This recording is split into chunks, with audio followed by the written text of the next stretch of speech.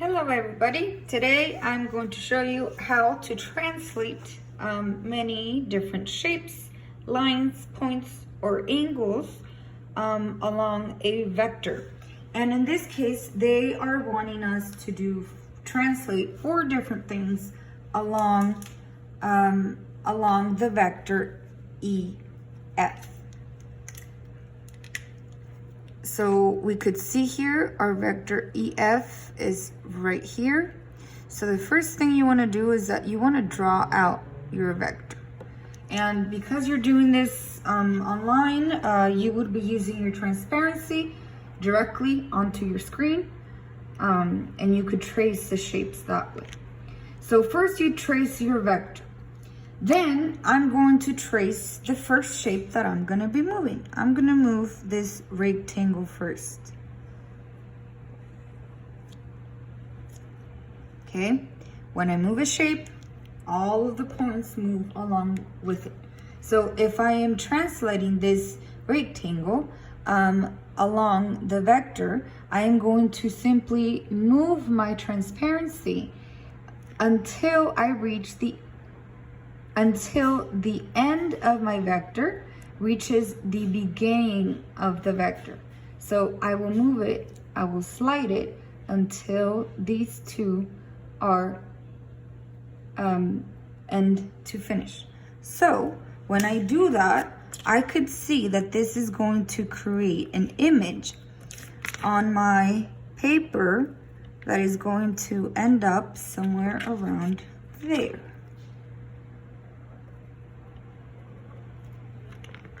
Okay, that's right. So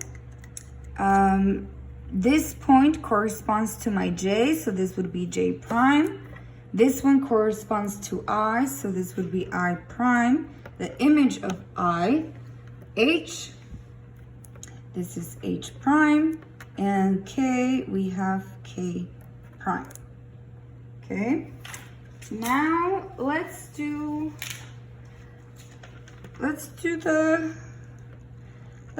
dot A. This point is within our vector. Sometimes that could kind of confuse people.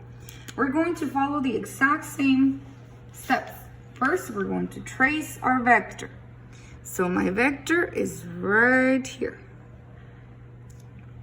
Then I'm going to either trace or outline my points or whatever it is that I'm trying to translate.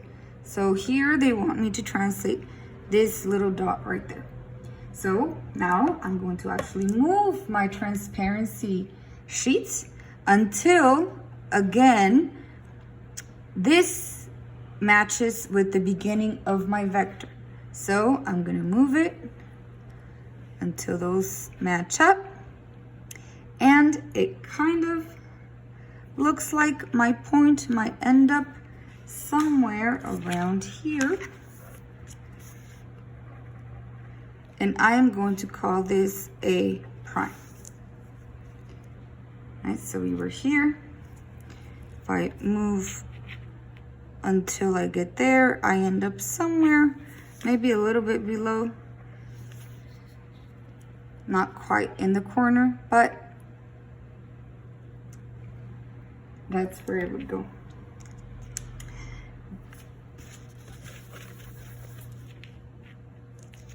When you translate a point directly on the line, you're essentially extending the line.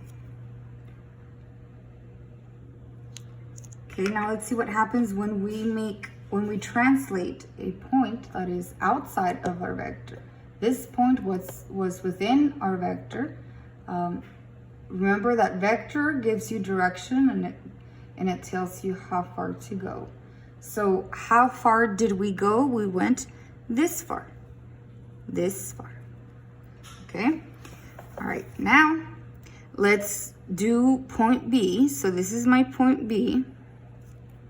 This is my vector.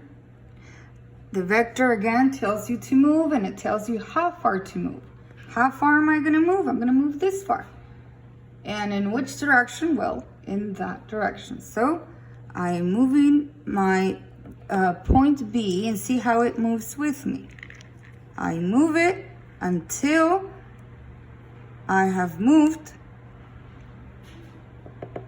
Those 2 points meet. That means that my point would be somewhere around here, right? And we would be calling this B prime. If we were to draw a straight line here, these 2 points should be parallel to one another. I'm translating it along the same line, and you could see that my point is essentially traveling up its own parallel, right? Alrighty. And our last example here is our angle. So again, I'm gonna start by outlining the vector. The vector tells me in which direction I'm gonna be moving my shape, and it also tells me for how long I'm going to be moving my shape. So that's my vector. My shape is actually an angle made up of X, Y, and Z. When I do this, I'm going to move, I'm going to translate my shape until I get to this endpoint, which brings me to the points around here, and around there. And to label my points, my image, my vertex, which is the point of your angle, this is point Y, so Y prime. This one over here is going to be C prime, and this one over here would be X prime. So as you could see, we have translated each of these points from its original image, from its original position, pre-image, to the final images that you could see on there.